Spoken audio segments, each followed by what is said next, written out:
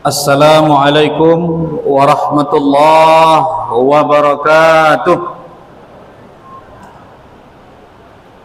Alhamdulillah wa syukrulillah wassalatu wassalam ala rasulillah Muhammad ibn Abdullah wa ala alihi wa sahbihi wa mawalah wa la hawla wa la quwwata illa billah, amma ba'd.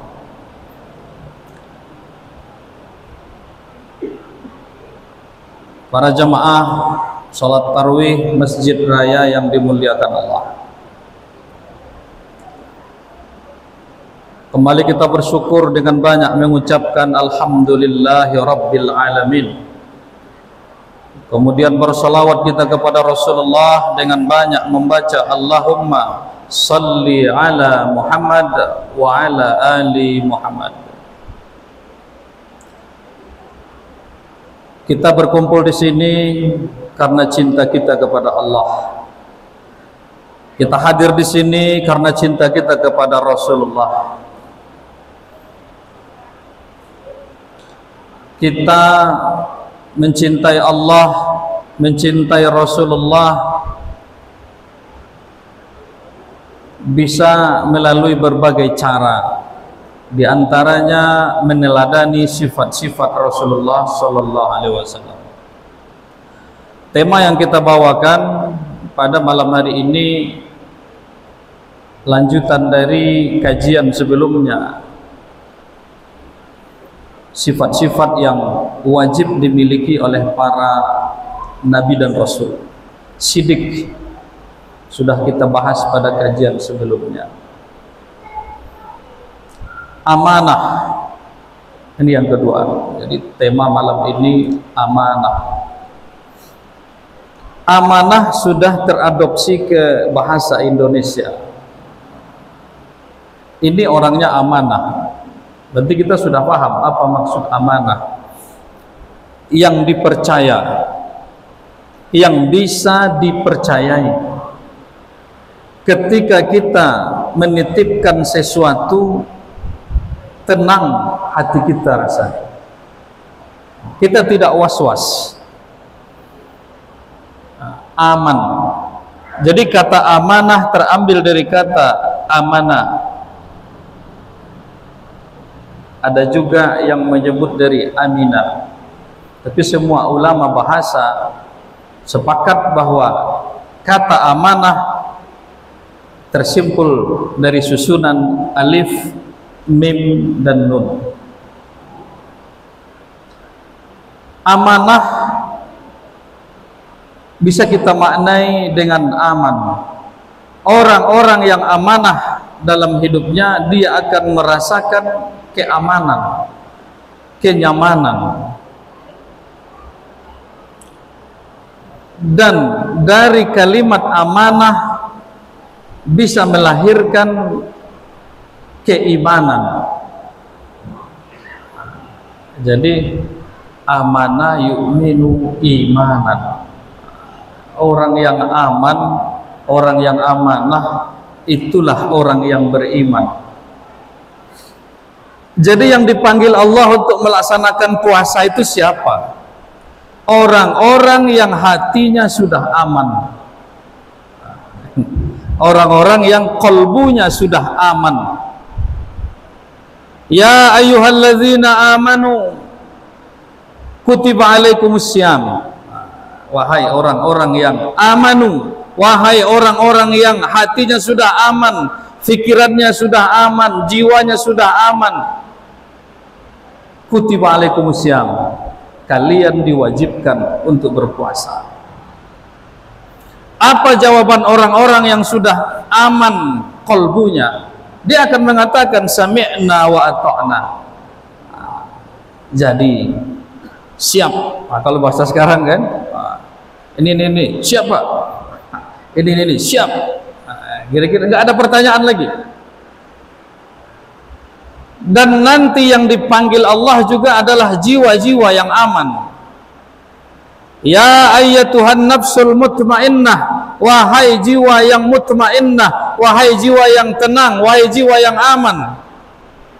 irji'i ila rabbiki radiyatan maradiyah.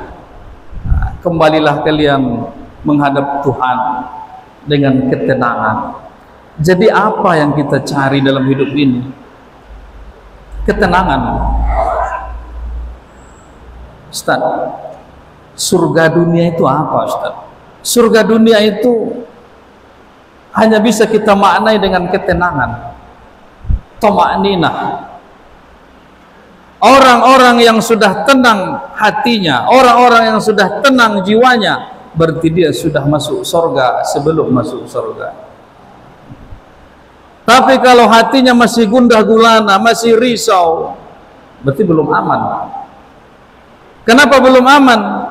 Karena belum terkunci dengan kata amanah, dengan kata iman, dengan kata aman. Oleh karena itu, Bapak Ibu jamaah yang dimuliakan Allah, bersama kita melatih diri untuk menjadi insan yang amanah. Kita diamanahkan berpuasa bulan Ramadan dari terbitnya fajar sampai terbenamnya matahari. Kita jaga amanah ini dengan baik. Ini bentuk latihan untuk menjadi insan yang amanah. Bapak Ibu jamaah yang dimuliakan Allah, jadi amanah ini berat sekali. Ketika amanah ini Allah komunikasikan dengan makhluknya, tidak ada yang berani untuk mengambil amanah, untuk mengemban amanah ini. Ini terabadikan dalam surah Al-Ahzab ayat 72.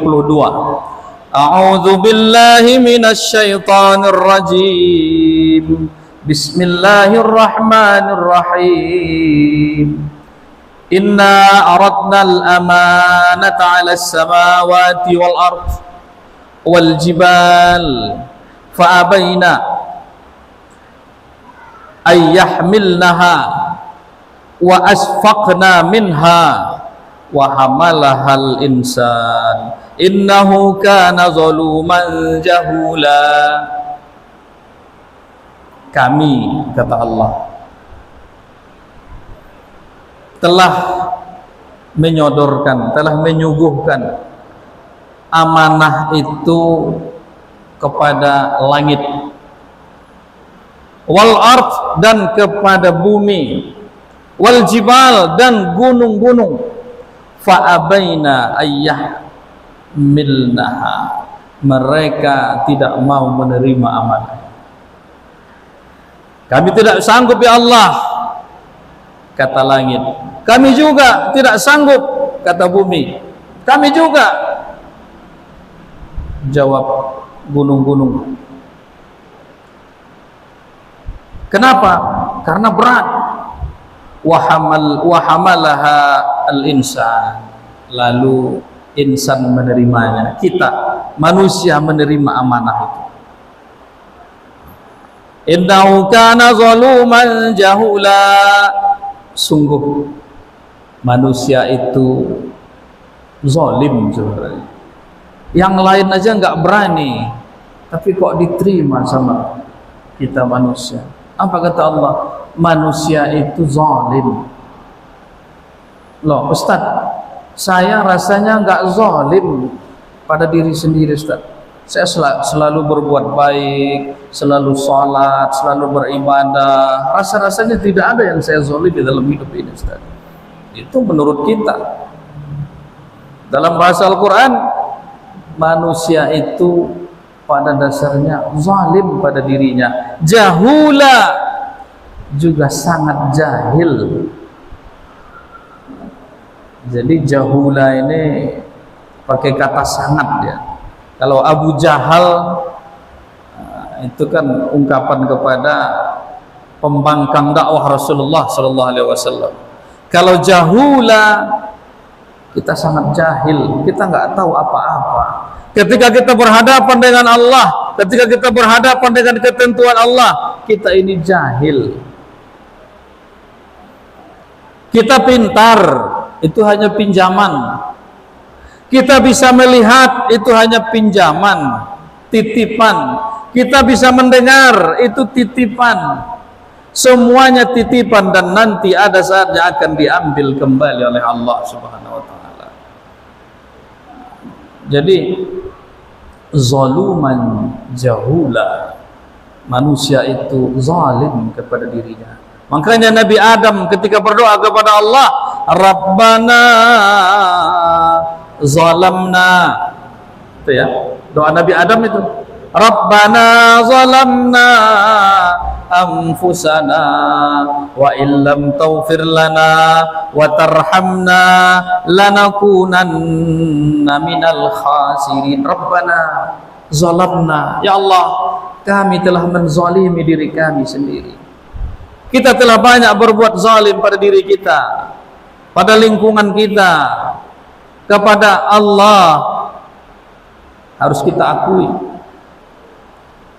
Allah itu yang diinginkan pengakuan. Tapi kalau lu ndomoh juga gitu mengaku di hadapan Allah, terus dicoba ya. Cobalah. Tapi ketika kita sudah mengaku di hadapan Allah, Rabbana zalamna, ampun ya Allah, kami akui kami ini sangat bodoh, kami mengakui kami ini zalim pada diri sendiri, kami mengakui kami ini tidak ada apa-apanya di hadapanmu ya Allah. Ini orang-orang yang aman, orang-orang yang menyerahkan diri secara full kepada Allah. Jadi Rasulullah Sallallahu Alaihi Wasallam itu amanah dalam bersikap, santun dalam berperilaku.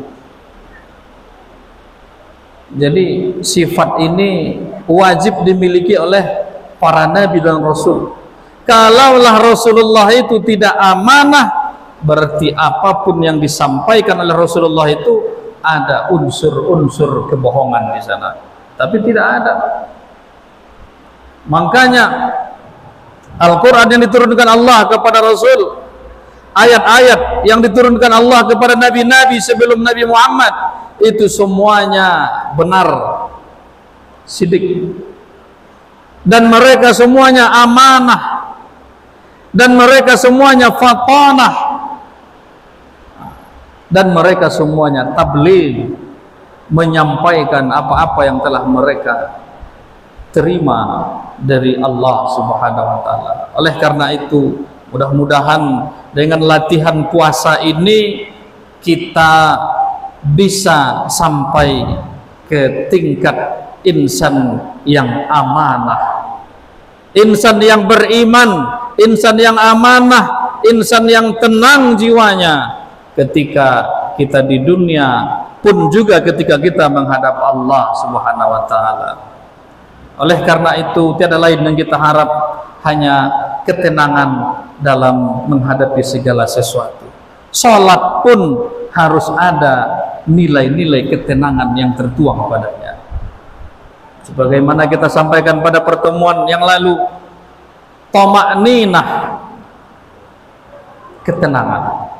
Salat itu juga harus ada unsur-unsur aman yang kita amalkan. Aman membaca ayatnya, aman melaksanakan aktivitas dalam salat, gerak-geriknya, niatnya, dan apapun yang berkaitan dengan salat, semuanya kita amankan dengan sebaik mungkin.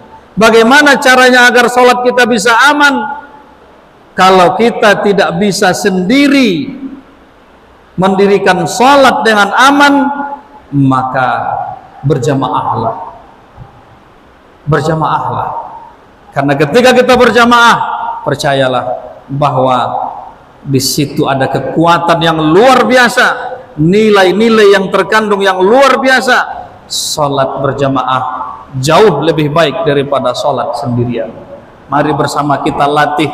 Siang kita puasa, malam kita beribadah kepada Allah. Kita berkumpul di masjid bagi yang bisa di masjid, bagi yang tidak bisa mungkin bisa dilanjutkan di rumah. Namun Ramadan ini kita ambil sebaik-baiknya untuk mendekatkan diri kepada Allah Subhanahu wa taala. Mudah-mudahan tausiah yang singkat ini bermanfaat untuk kita dan bisa meningkatkan keimanan ketakwaan kita kepada Allah. Cukup sekian, wabillahi taufik wal hidayah. Assalamualaikum warahmatullahi wabarakatuh.